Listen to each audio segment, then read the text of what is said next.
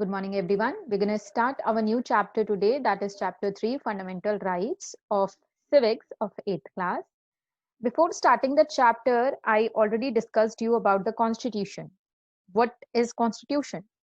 Constitution is basically certain written rules that the people of the country have to follow. The Constitution of India has provided us these fundamental rights. Now सबसे पहले अगर मैं chapter start कर रही हूँ तो मैं आपको इससे पहले समझाना चाहती हूँ कि ह्यूमन राइट्स क्या होता है.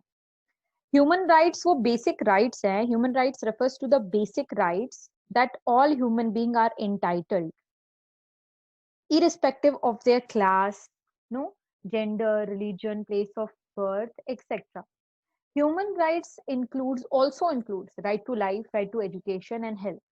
तो ये बेसिक राइट्स जो एक पर्टिकुलर ह्यूमन से बिलोंग करते, एक पर्टिकुलर ह्यूमन को जरूरत है इन सब की, ठीक है, ये उसकी नीड है, ये हक है उसका, अधिकार है उसका. तो फंडामेंटल राइट्स जो हैं वो सब कहाँ से मिली हैं? They are inspired basically from the human rights. तो constitution provide certain rights to the people which they get from their birth. These are known as fundamental rights. So fundamental rights are the rights granted by the constitution as special protection to the citizen of the country.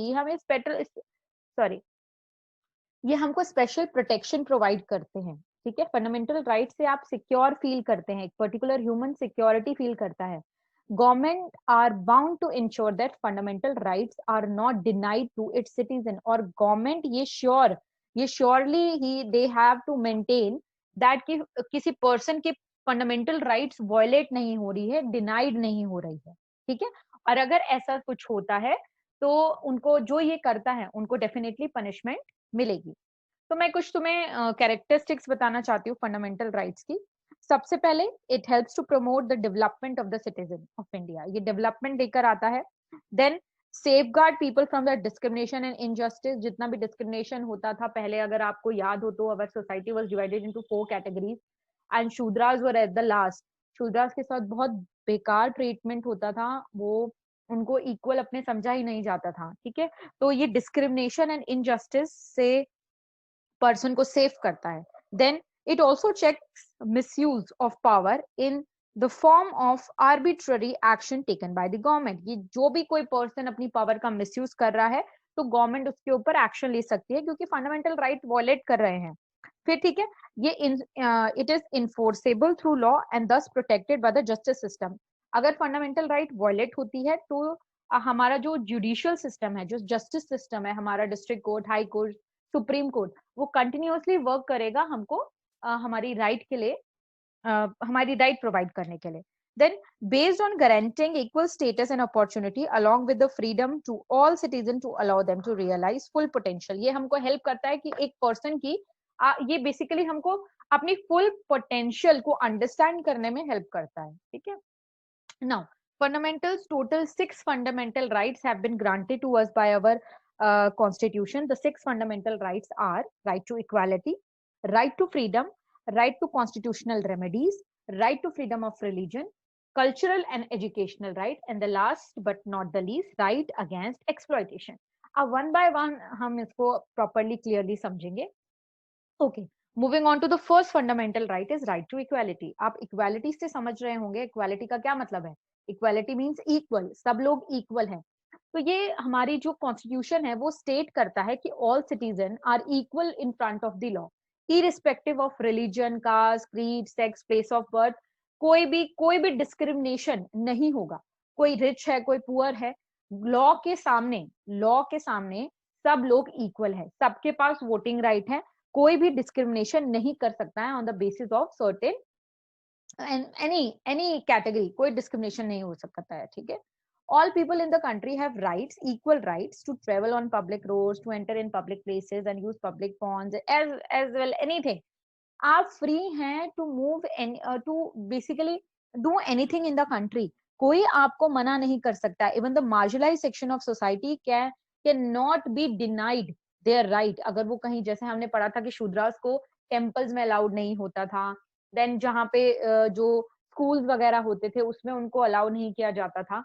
But right to equality हमारी fundamental right है जो हमको by birth मिली है, कि हमसे कोई ये सारी अधिकार जो हमारे एक ह्यूमन राइट्स हैं वो कोई छीन नहीं सकता है, ठीक है। तो ऑन द बेसिस ऑफ आपका gender, religion, caste, place of birth, कोई कलर, इवन कोई आपके साथ डिस्क्रिमिनेशन नहीं कर सकता है, ठीक है। इक्वल अपॉर्चुनिटी सबको मिलेगी, चाहे आप कोई भी इंस्टीट्यूशन में जाए। ऐसा नहीं है कि आपको, अगर आप गोरे हैं तो आपको इंस्टीट्यूशन में एडमिशन पहले मिलेगा, अगर आप काले हैं तो आपको लास्ट में मिलेगा, आपकी परसेंटेज पे डिपेंड करेगा, ठीक है। एक सर्टेन रूल्स बना दिए हैं। Okay, moving on to the next topic is right to freedom. Right to freedom provides all citizen of India the freedom of speech and expression. आप लोग बोल सकते हैं, ठीक है। हम लोग अपना जो हमारा पॉइंट ऑफ व्यू है वो शेयर कर सकते हैं, ठीक है। उसके लिए हमें मारा पीटा नहीं जाएगा, उसके लिए हमको जेल में नहीं डाल दिया जाएगा। अगर ऐसा होता है तो ये हमारी राइट टू फ्रीडम का एक्सप्लॉयटेशन हो रहा है, ठीक है, हमारी डिनाई करी जा रही है, और इसके अगेंस्ट, इसके लिए हम केस फाइल कर सकते हैं इन द कोर्ट, ठीक है। इसी के साथ साथ हम पूरे कंट्री में फ्रीली मूव कर सकते हैं, राइट टू फ्रीडम। हम कहीं भी सेटल हो सकते हैं। सपोज दिल्ली से मैं दिल्ली में मैं नहीं रहना चाहती हूँ, तो मैं आगे चल के मुंबई सेटल हो जाऊंगी, या फिर आगे चल के मैं उत्तराखंड सेटल हो जाऊंगी, वो मेरी विश है, कोई मुझे रोक नहीं सकता है। ऐसे ही मैं किसी भी स्कूल में एडमिशन लेती हूँ, किसी भी कॉलेज में एडमिशन लेना चाहती हूँ, वो होगा। जरूरी नहीं है कि गवर्नमेंट आके फोर्सफुली मुझे बोलेगी कि गवर्नमेंट इंस्टीट्यूशन में ही आप एडमिशन लो, या कोई प्राइवेट यूनिवर्सिटी मुझे आके बोल रही है कि आप हमारे फोर्स कर रही है कि आप हमारे इंस्टीट्यूशन में एडमिशन लो। ये फ्री है। I have my right to freedom. जैसे अगर मैं डॉक्टर बनना चाहती हूँ या मैं लॉयर बनना चाहती हूँ, ठीक है, that totally depends on me. मेरा राइट है वो, मेरा राइट टू फ्रीडम है। Nobody can forcefully come and से कि आप ये काम करो, आप ये काम करो, ठीक है। तो ऐसे ही मैं कोई भी ट्रेड में, कोई भी प्रोफेशन में, किसी भी कंट्री के पार्ट में, अपनी कंट्री के पार्ट में फ्रीली मूव कर सकती हूँ। Nobody will question on that right. Okay, right to freedom of religion. What is right to freedom of religion?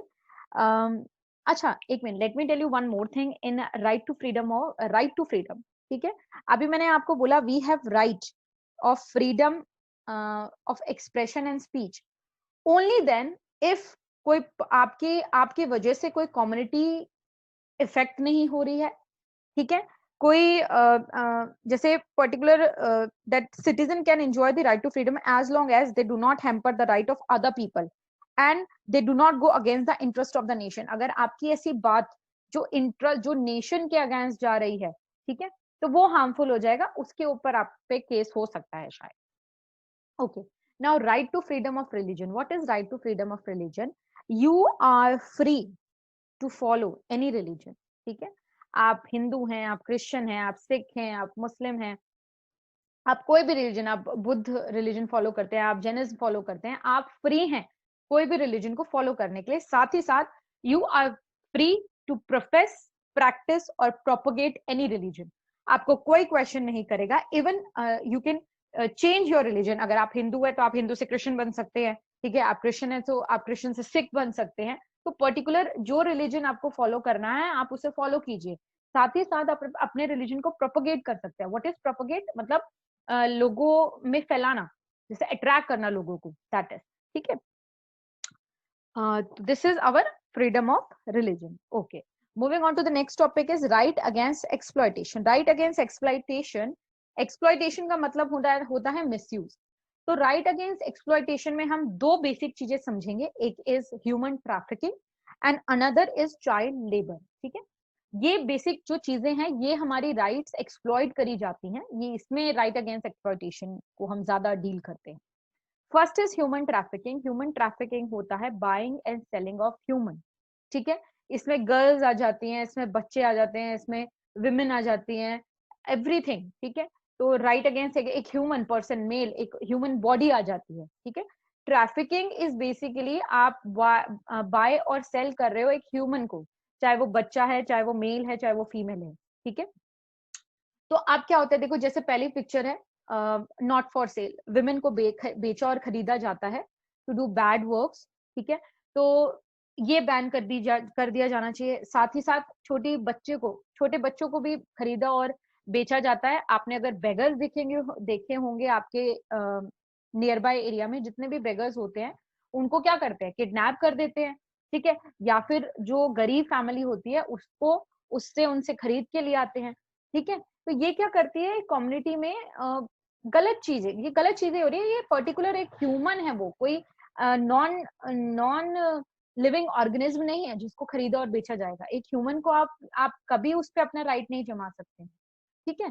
Then we are moving to child trafficking. Child trafficking बहुत चीजों के लिए होता है, जैसे अभी मैंने बताया। तो चाइल्ड ट्रैफिकिंग में क्या होता है, या तो बेगर के लिए यूज किया जाता है या फिर उनके ह्यूमन बॉडी पार्ट्स के लिए यूज किया जाता है। Stop organ trafficking. Organ trafficking आजकल बहुत ज्यादा एक क्रिमिनल ऑफेंस बन गया है, लोगों के बॉडी पार्ट्स को बेचा जाता है, ठीक है। Now moving on to the child labour. Child labour क्या है? चाइल्ड लेबर जो बेसिकली हम बोलते हैं 6 to 14 ईयर्स की एज के कंपलसरी है, राइट टू एजुकेशन है आपके पास, लेकिन स्टिल जो गरीब बच्चे हैं उनको छोटी छोटी फैक्ट्रीज आपने देखी होंगी, या एक नॉर्मल आपने टी स्टॉल्स में, रेस्टोरेंट्स में आपने इनको काम करते हुए देखा होगा। तो वो टोटली बैंड है, ठीक है। गवर्नमेंट बैन करती है, 6 to 14 ईयर्स के बच्चा कोई भी फुल टाइम वर्क नहीं कर सकता है। जो काम कर सकते हैं वो 14 ईयर्स के बाद करेंगे, दैट टू आपके अकॉर्डिंग, जैसे पार्ट टाइम करना चाहते हैं, फुल टाइम करना चाहते हैं। जो भी पर्सन इनको हायर करेगा, छोटे बच्चों को जो हायर करेगा एंड वो पकड़ा गया, तो उसके ऊपर सीवियर केसेस हो सकते हैं।